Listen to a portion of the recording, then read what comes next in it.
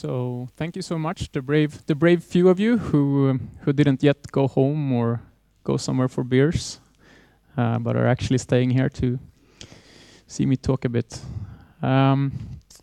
So my name is Johan Andrén. I'm from Stockholm, Sweden. I work in the Akka team at Lightbend. We're between 4 and 6, 7 people working full time on Akka, employed by Lightbend. I also co-organized the Scala user group in Stockholm. Now everything went away when I pressed this button. Oh no. Try again. Click. All right. So just before I get to the meat of this, I want to do a little poll just to kind of know what I can skip over and what I need to be careful about. So how many of you know about Akka? Okay, how many of you have used Akka? Okay, fewer. How many of you have Akka in production? Okay, even fewer. That is a good number anyways. Good to know. So Akka is a toolkit. Also, first I want to say Akka is not an abbreviation, it's a name. So never big letters. Big letters make Conrad crazy. Conrad is one of my teammates. So Akka is the name of a mountain in Sweden. And it's also, I think, potentially an unpleasant phrase about an older woman in Finnish, but that's not where it comes from. And it's a toolkit to build concurrent and distributed systems. So it's not a framework. It isn't Spring that you bring in and it kind of engulfs everything you write, but it's something that you can pull in and use on the side in a project. It doesn't have to be the entire base for everything you do. So it can solve just the problem of concurrency or distribution in your application. And then you can do all your business logic in some way that isn't really related to Akka. A bunch of fancy company names that use Akka in production. So what's in the toolkit? We have actors, which is like the core, the base abstraction for doing concurrency. And then around actors, we have the cluster and remoting parts, which makes it possible to write actors and interact between actors on different nodes to be able to build distributed systems and scale out your application over many nodes. We have something that is called Akka persistence, which is basically what the guy before me was talking about, but not tied to a specific database storage solution like Akka Streams is. And we have a fully asynchronous and streaming HTTP server called Akka HTTP with support for HTTP2 on the server side, not the client side quite yet. And all of this has complete Java and Scala APIs. It's implemented in Scala, and we really love Scala in the Akka team, but we also make sure that every feature that goes in has a complete API on the Java side. So even if you're not a Scala shop, you should be able to use all the APIs and feel at home. So what we're going to focus on today is the one I kind of jumped over, and that is the Streams, Akka Streams module. But before we kind of start looking at specifically Akka Streams, I'm going to talk a bit about Reactive Streams. So how many of you have heard about Reactive Streams? Okay, quite a few. So a couple of years ago, a few previous colleagues of mine and a few people working at Twitter and a few people involved in RX Java, they kind of got together and were discussing that there is no way to in a safe way do asynchronous streaming. And what came out of that was this Reactive Streams expert group. And they sat down and they talked about how you can make an API where libraries that stream stuff can interact with each other. So you're not tied into a specific streaming ecosystem, but you can actually use different streaming things together. Last year, it was included as a part of the APIs that were included as a part of Java 9. So they're actually in the standard library now. And if you look at what's happening right now and in the future, there is work on JDBC, but an asynchronous streaming version of JDBC. There's also talks about including this in the servlet API standards, where you can deal with streams right directly in the servlet API. So the kind of long mission statement of Reactive Streams is that it is supposed to provide a standard for asynchronous stream processing with non-blocking backpressure. Right.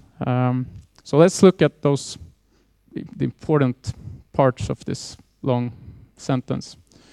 So the first one is stream processing, and this is kind of obvious, I guess. You have some kind of stream of elements that is potentially infinite, or effectively seeming infinite, right? It will be running for a long while. And you want to model this somehow. You want to do some processing over this stream of events or objects. I have kind of snuck in some Akka-specific stuff in here. So in Akka, we call the thing that emits the event is a source, like a source of events. Makes sense, right? And then we have a stage that is accepting events or elements and potentially transforming them in some way. And that we call a flow. And then on the far end, we have something consuming elements. And that is called a sink. Right? So here we have a source that emits little red boxes, and then we have a flow that transforms red boxes into yellow boxes.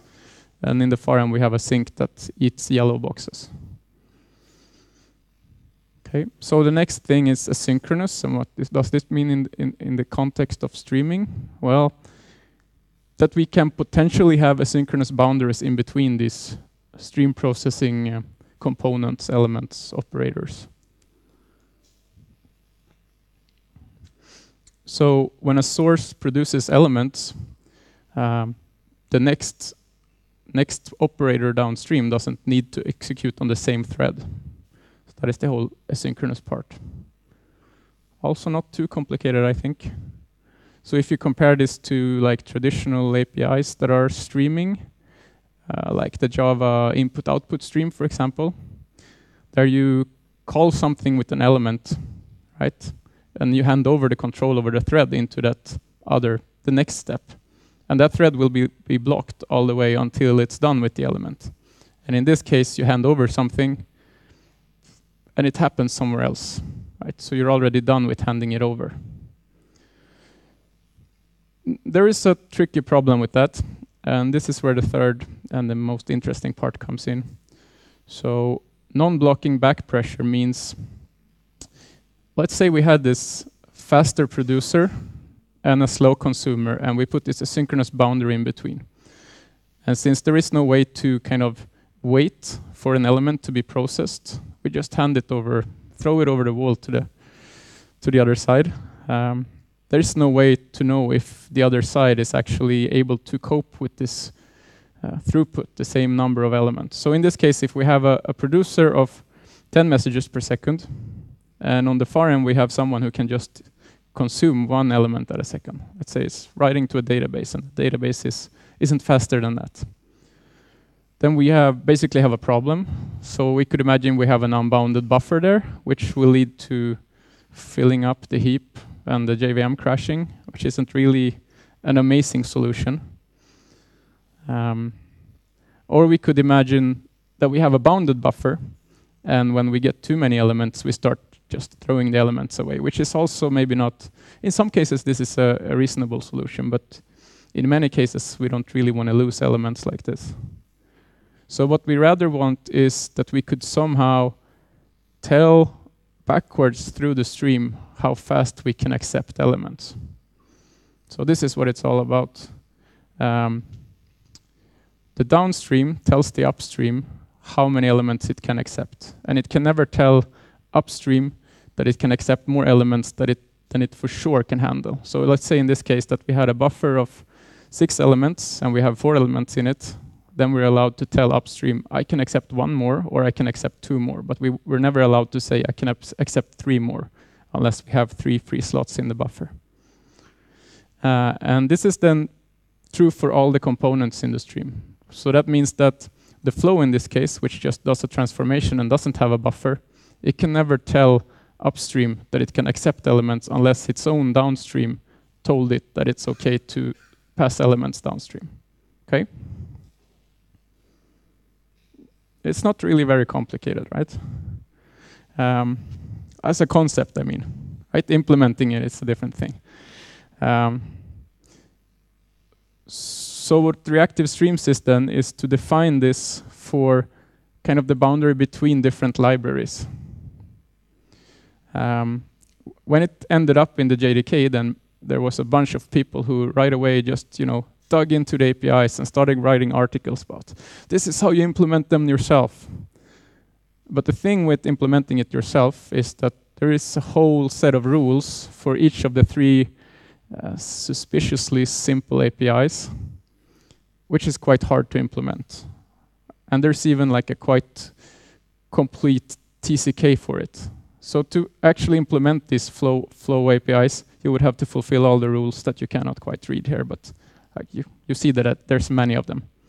And one of Akka's mission then that I kind of skimmed over before is that we want to make building concurrent and distributed systems simple, right? So that means that implementing these APIs and making it work does not fulfill this simple part.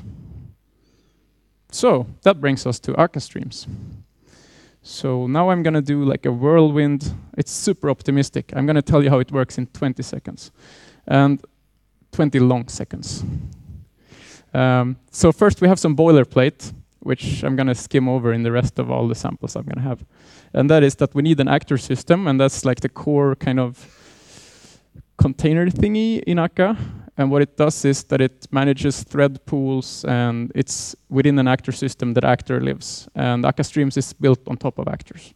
So even though you're not going to see any actors here, we will need an actor system. And then from the actor system, we can create something called an actor materializer. And the actor materializer is needed when we have a stream and want to run the stream. Okay. So we define a source that will emit elements 0 to 20 million. And then we define a flow that will take integers and turn them into strings. And then we define a sync, which will accept strings and print those to standard out. Okay? And then we combine those into a runnable graph through the second last row, source via flow to sync. So you may notice how the kind of types align nicely. Like we have an integer out and an integer in, and then we have a string out and we have a string in. And this actually guarantees that we do nothing weird with the streams. So we kind of have the types going through all the way and get compiler errors if we kind of accidentally transform something in the wrong way. So I'm going to show you the same thing in Scala just for completeness, because I love Scala. Okay, of course, that is such a simple thing that you would want a shorter API to do this. So here is the shorter version. We call it, actually both of these belong to what we call the flow API, but this is kind of the fluent style. So we do the range and we get an object back where we can do transformations to build the next step of the flow. And what we have here isn't actually something running until we do run for each in this case. All the way up to this, we are just defining like a blueprint that we could potentially combine in multiple different ways or run many times to get many streams that are actually running. Okay, so it's more of a blueprint of a stream than actually running the stream, all until you say run in some way. Yeah, and the same in Scala, quickly. So let's build a startup. Numbers as a service. This is my amazing startup idea. So it's going to be a web service for providing all positive integers there is. Java integers to people. And they will pay per number they consume, I guess. And of course you can't see this, so we're going to zoom in a bit. So we start with creating a source that goes from 0 to maximum integer. And then for every such number, we first turn it into a string. We append a line feed, and then we make something called a byte string out of that. And byte string is essentially like an immutable array. So it's a Java, it's an Akka API for dealing with arrays of bytes. And this we need because we want to stream it over HTTP. So we need to turn our Java objects into like a serialized form somehow. Then we use the routing API of Akka HTTP to say that when we get a request to the path numbers, and it's a GET request, then we complete that request with a new HTTP response, an OK response, but the body of this response is our stream of numbers turned into byte strings. Okay? So we're actually going to stream the numbers back to the client. Like we haven't created the numbers in memory or anything. We're streaming one number at a time at the speed the client can handle. And then we take this HTTP route and we bind it to a port and just start a server. And that is just to show you that it's like a complete example. And the bigger part of this is that we get a completion stage, a Java completion stage back. And this completion stage will complete with a successful binding when the server has bound to a port and is available to make requests to it HTTP, or it will fail, for example, if you had already something running on that port, for example. Okay. And same thing in Scala, about the same, not that big a difference. Okay, let's take a little step to the side and talk about TCP. So pretty neat thing about TCP, which HTTP is built on top of course, is that it has backpressure built in, right? So we have this moving window which guarantees that one side can't just bombard the other side with elements or bytes until the other side has said, I saw it, give me the next one, basically. So we have these little trucks transporting bytes over the internet. And the really cool thing then is that the backpressure we can get when the receive buffer is full on the client side will end up to the send buffer filling up on the server side, which we then kind of, I don't like the word magic, but magically make into backpressure in the stream. So without doing anything in this number sample, we get a number source that isn't streaming numbers faster than the client can accept, right? So it means that if it's like an expensive thing we're doing rather than just adding one to a number to send the next number, but let's say we're streaming database rows or doing some actual calculation per element, then we could kind of make that slower because the client can't consume the many faster anyways. And there was really no special kind of code dealing with this, like low-level code, right? We were still on a pretty high abstraction level. So let's look at a more kind of reasonable sample. So this I have kind of stolen from a guy called Colin Breck, who has written an excellent series of blog articles on Akka Streams in different contexts. And in this case, we're going to talk about making a WebSocket. And this WebSocket will accept measurements from an IoT sensor. Because that is so cool. Oh, I should have put IoT in the title of this talk, right? Then the room would be full. That or Kafka. So the WebSocket API in Akka HTTP is built around messages.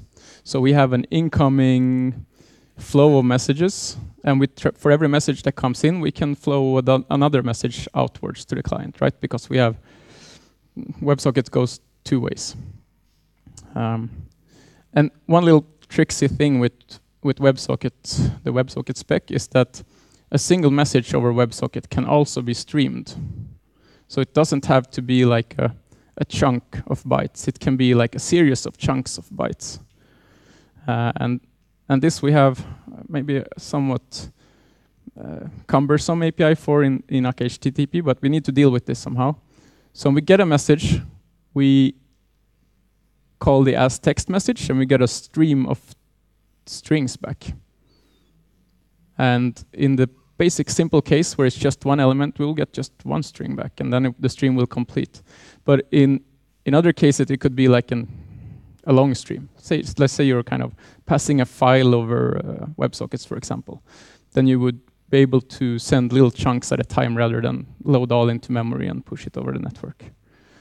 But what we do here is we reverse that design decision. So we fold it, we concatenate all the strings that comes into a single string.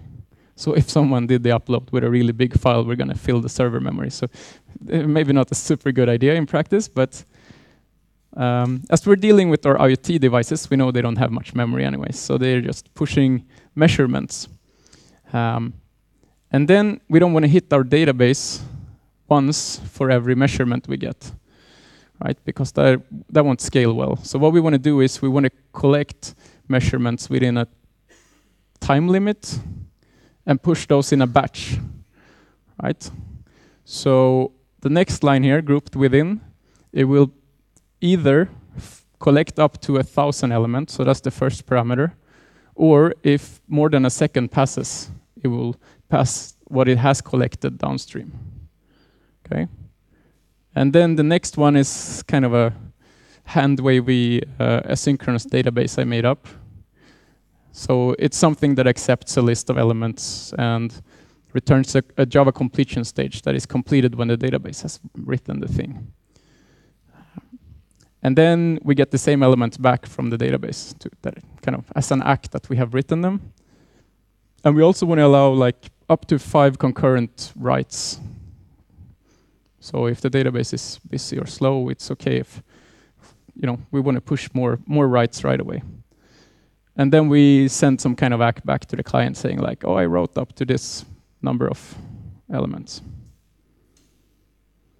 And then we use the routes API to just bind this to the path measurements, and we get a get, then we upgrade to WebSocket, and then we use this flow to handle the flow of messages across the WebSocket. Yeah, and then the Binddance, which is essentially exactly the same that we saw before. And the same thing in Scala. Okay, now I'm going to change topic a bit and talk about one former and one present colleague. So Patrick, he's the current tech lead, team lead for the Akka team, and Roland Kuhn, he used to be the team lead, left a year ago or so, 2 years ago. Time flies. And we're going to talk about making pancakes. So we have defined some domain kind of language here that I want to share with you. So the first one is that we have a batter source, right? So that's the thing that you make the pancakes out of. And then we have a frying pan which transforms chunks of batter into pancakes. And then on the far end we have some kids or something who will eat pancakes, or grown-ups. Okay. And Roland, he likes his pancakes pipelined. So this means he likes to pour batter into a pan and then fry it on one side and then put it in another pan and fry it on the other side in the other pan, so he can fill the first pan with a new kind of batch of pancake batter. So we'll fry them half on each side and then they go downstream.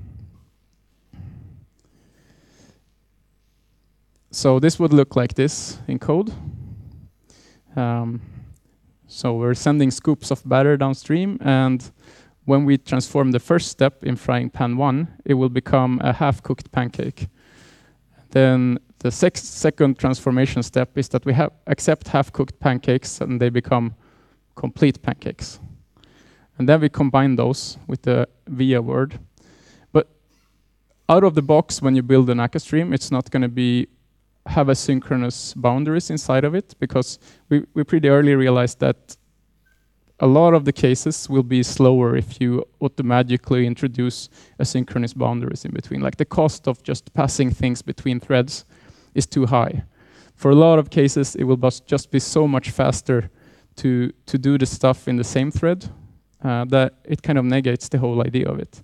So instead with Akka streams, when you want to kind of allow stuff to run on different threads, you will have to explicitly insert these async boundaries. So this is what we're doing. We're saying after frying pan 1, we're putting an async boundary. And then after frying pan 2, we're also putting an async boundary. So this means they will actually be executing in separate actors. And the pancakes will be sent as messages in between. Pipelines are pretty neat if you have something that takes roughly the same time, or you have like steps that takes the same amount of processing power. As soon as you have like one step that takes a lot of more time than the other steps, you will that will not make it perform optimally, right? Because then you will have things that could be faster downstream that are waiting for something that takes longer time upstream. But in some cases, you might be doing, basically like the same operation a few times or something very similar a few times. So then this can be really useful. Okay, same in Scala. Patrick, on the other hand, he likes to do his pancakes in parallel. So what he does is he has the 2 frying pans, and he just fries pancakes on both sides concurrently on them, right? Or in parallel on them. So from the sending side, he is kind of balancing scoops of batter into the pans, and then on the other side, he's kind of merging the results of this. And to do this, to express this kind of graph that has multiple branches and then join, we need to resort to something called the graph DSL, which is like a more advanced DSL for building streams in Akka. It's not very often you have to resort to use this, and you can also decide to use it just for smaller parts of your stream and use the flow APIs for the places where things are simple. I think a lot of people, they see it and they go crazy about it because it's a cool API, I don't know. So in this case, we're gonna create the merge of 2 incoming streams, and we're gonna create a balance that have 2 outgoing streams. And then we're gonna feed batter into the balancer, and we're gonna fry in 2 different pans, and then we're gonna merge the result. And from this we will get, if you look at the signature up top, you will get a flow that accepts scoops of batter and emits pancakes, just like Roland's solution. So when is this good? It's good when you have like unrelated pieces of work and you don't have to preserve ordering, right? Because you cannot guarantee that one pancake on one of the branches will be completed before a pancake on the other branch just because that they were poured in a certain order, right? So they could complete in different orders depending on thread scheduling or something. But if you have just work that needs to be done and you want to kind of split it over multiple cores, this is a perfect solution. And it's really easy to scale up also, because we can just make it 4 parallel pipelines to use 4 cores, or we can make it 8 parallel pipelines to make 8 cores, use of 8 cores. And the code will look essentially the same, and the inner stream will also look essentially the same. We can reuse the same inner flow of frying the pancake on both sides. Same thing in Scala. You could also imagine that you got these 2 guys to work together and they would actually have something that runs pipeline stuff in parallel. So we could combine the 2 solutions for problems that allow us to do a little bit of processing per thread. And we can do a bunch of those in parallel. There's a ton of built-in stages to operators to do stuff with Akka Streams, and this is not even a complete list. This wasn't even a complete list when I took the time to write them down, and that was like a year ago. But maybe you want to connect things that doesn't exist in there. So for this we have something called Alpaca, and Alpaca is sort of a community around building connectors that connect to different technologies. So you can use Akka Streams to do enterprise integration basically. So it's like competition to Camel, but it's more modern, and it's asynchronous and streaming. So this means that you could connect your active MQ to some processing and then fork that into Kafka or, I don't know, JMS or whatever technology you have. There might be a connector in there that allows you to use this technology as a source for a sink for your processing. And there's a ton of stuff in there already. And we have recently managed to convince my employer that we should have a team for Alpaca. So we have 2 people working on Alpaca now who will, just make sure to align the APIs and kind of make sure the releases are of good quality. So before it was really only a community-driven project with maybe us just dealing with the releases, but now there's going to be more work going into it. Okay, but what if you are a super unique Snowflake and no one else ever had your problem? You need to integrate with, I don't know, a legacy super secret binary something over some DLL that you need to have. I don't know. So for this kind of thing, we have this lower level API, which is called graph stages. And the graph stages are how all these operators are built internally. And to build a graph stage, we start with extending the class graph stage. And it has a type parameter that explains kind of the layout of this graph stage. So I'm going to show you the kind of the simplest imaginable shape that accepts elements in and produces elements out. And that is going to be map. So a map transformation is something that takes elements and makes something with a function on them and takes the return value and passes that downstream. So this is what we express here. We have 2 type parameters. One is the incoming type and one is the outgoing type.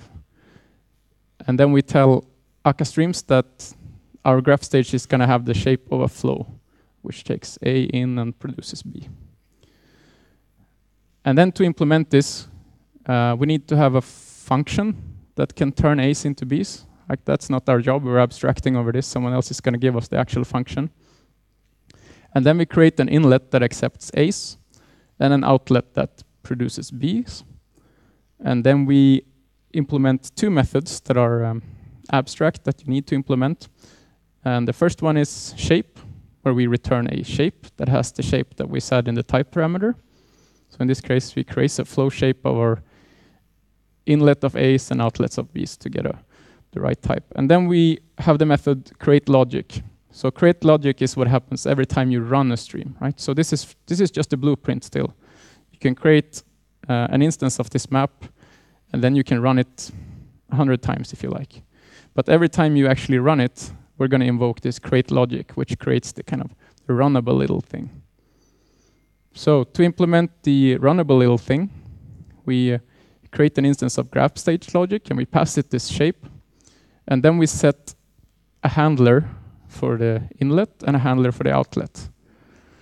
And it has these guardrails. So how it works is that the framework or the downstream will tell us I can accept one element. We're going to get a call to onPool. And in this case, we're not doing anything else when we get a pool than passing the pool upstream. So this is how we tell the upstream that there is demand, right? And then when the upstream has an element to push onto us, we're going to get a call to onPush. And when there is an onPush call, we can grab something from the input. This will be an A in this case, right? Because we said so in the type signature. And then we can apply our function. So that's the f.apply. And then we push the element downstream. Super simple. And the nice thing about this is that it provides really nice guardrails. So if we would do something wrong here and try to push something even though no one requested any element, for example, then we're going to get good error messages that says, you did this, you were in this state, you didn't get a pool first. What are you up to? Don't do that. Okay. And of course, this is like a super simple example, so why would you do any errors here? But imagine you would be buffering things, for example. Or you would be like, I'm going to accept pools from downstream, but I'm not going to pass them straight through. I'm going to do something else. I'm just going to, aggregate values from upstream, for example. Then those are like super nice. Same in Scala. Okay, a quick little thing about what abstraction fits. So completable futures, you have seen it in Java, and in Scala we have something called futures that predates it, which is like one thing that will happen at some point, one object that will arrive at some point. And instead of blocking a thread waiting for this thing, we say like, when this happens, we want to do this. So this is a simple abstraction that allows for concurrency, but it also doesn't allow for modeling many things. Or there are a lot of things that you can imagine that doesn't fit this concept. So Streams takes this one step further because it's going to be, oh, we don't have an element now, but there will come elements at times, and then we want to do something. And in between those times, we don't want to use any threads, right? Then the threads can do something else. And then we have actors, and I have put it far away because actors also allows us to model distributed systems, right? So which none of the other really does.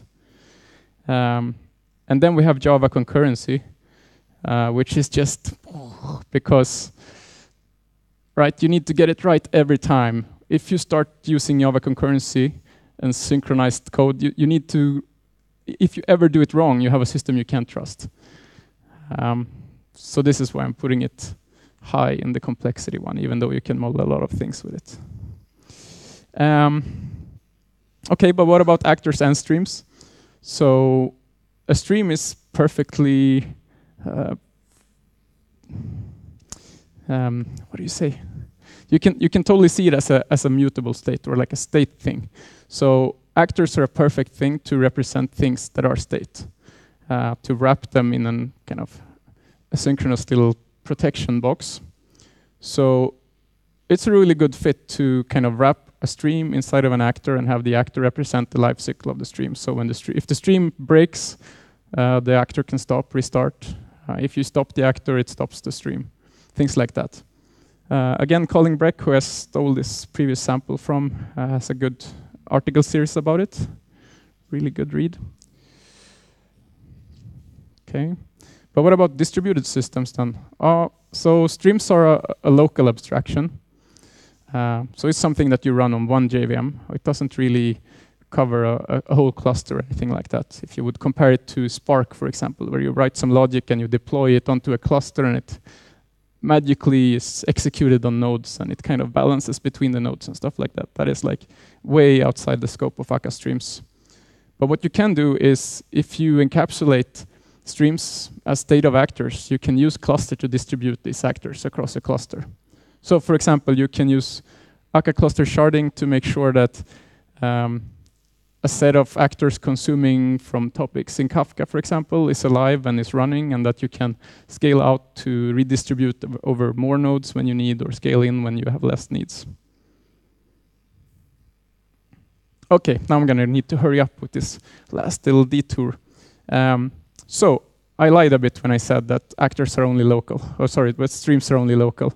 So since Akka 2.5.10, we have a new cool thing, which allows us to kind of build one section of a stream and connect it to another section of stream running on a different node, so that the elements actually go between nodes, sort of inside the stream. And how it looks is that you build a source and then a flow, and then you use a special sync. And when you run this, when you materialize it, you get a source ref back. This source ref you can send to another node in the cluster, for example. And then you can build another stream with this. That, when you run it, will have the elements flowing from the other node through all the way down to the sink on this second node.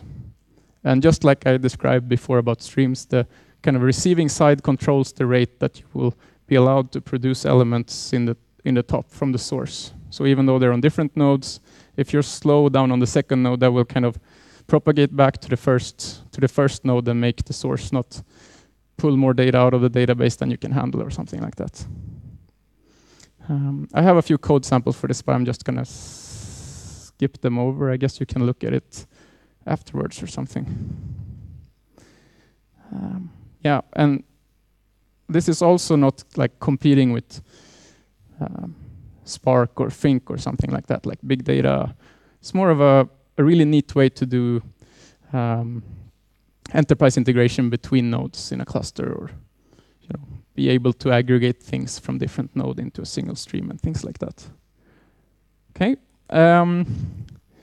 If you didn't already feel interested about this, but got interested now, or if you feel interested but want to know more, we have documentation that I haven't linked to.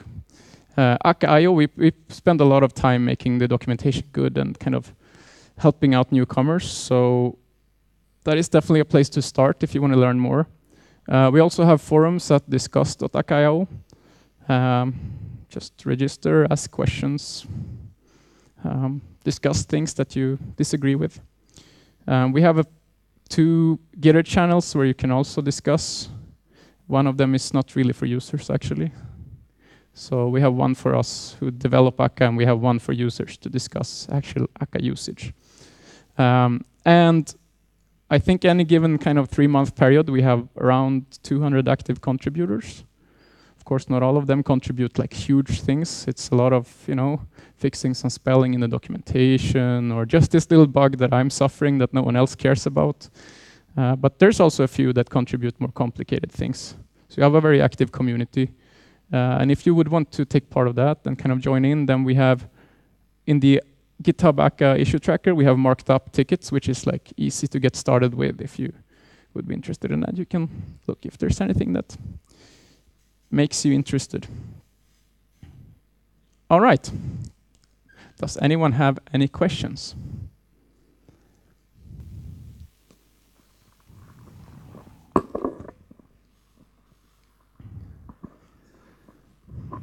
Thanks.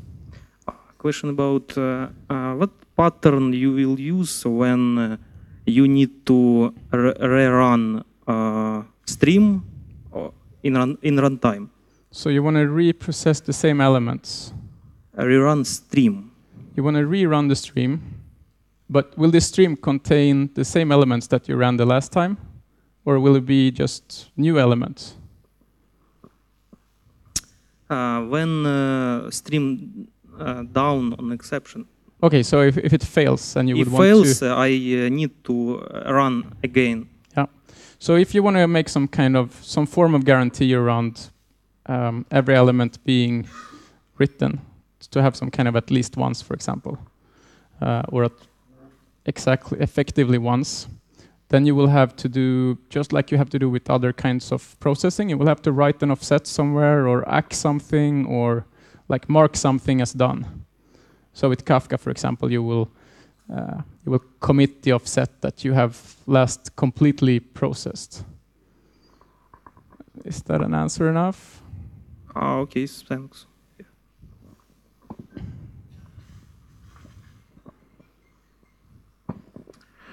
Thanks a lot for presentation.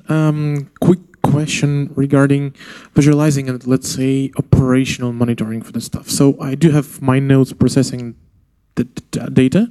So either like connectors for the Akka, or there is just an existing mechanism that you can plug into if I need to collect the performance data to my monitoring system, like Prometheus, New Relic, other stuff. So specifically for streams or Akka in general? Okay, so this is something we have like a commercial thing for. There isn't anything open source, as far as I know at least. But we have a team at Lightbend that works on identifying the right metrics. That doesn't... A classical thing when you build concurrency things is that I want to measure everything, and then in the end you're going to spend more of your resources on the actual measurements than your actual business problem, right? And that's not where you want to go. So we have a team that is very focused on exactly this problem. And I just the other day saw how they hooked into open tracing. I think it might not be released yet, but it does tracing across HTTP into actors and streams. So you can correlate a single request and see how it is passing through different stages in the streams and things like that. So I think that is probably in the direction you were asking for. If it's exactly what I want, I can't say. Hi. Thank you for the great talk, and thanks to Lightband for supporting Akka. It's great library.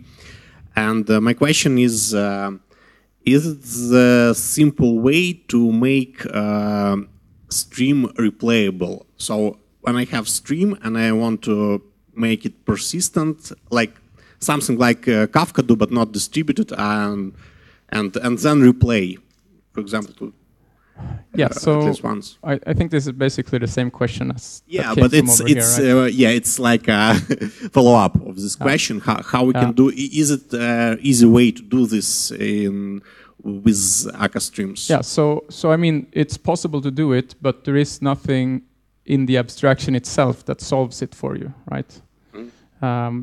We might get there at some point that we figure out a shared abstraction for this. But currently, for example, with Kafka, you have to do it in one way, or if you're writing to a database, you have to keep track of the offsets some other way, right? And make sure that you start from the offset. So there's tools to do it, but nothing that kind of solves it out of the box for you. Yeah, the question arises because, as far as I know, another implementations of Reactive Manifesto, for example, Project Reactor, I guess they have this feature out of the box.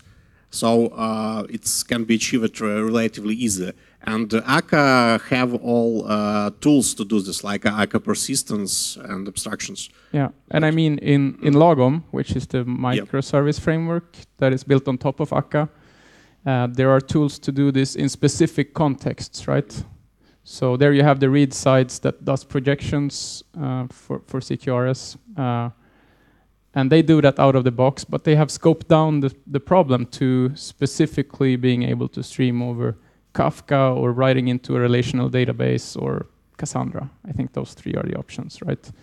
So providing like a more general, since Akka isn't hooking into specifically either of those, but we're a general toolkit, we would need to figure out some general solution that fits more kinds of problems. And I think that is what has kind of stopped us from doing it so far. But that being said, I'm not sure it's impossible. Maybe we can figure it out, just we haven't gotten there yet. Yeah, but you can abstract from storage with as Akka persistence do this. So you have an abstraction of journal, for example, and I can make it just make it replayable. So yeah, absolutely. And I mean, great feature, I guess. I mean, with Akka persistence, you have the query side, which is built on streams. And there you also don't get the problem solved for you, just that you have an offset that you can use to mark what you have written to your projection or elsewhere. So to be able to restart from an offset. Okay, thank you.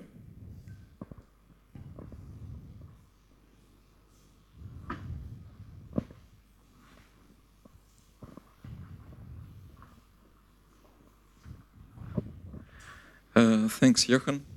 A small question.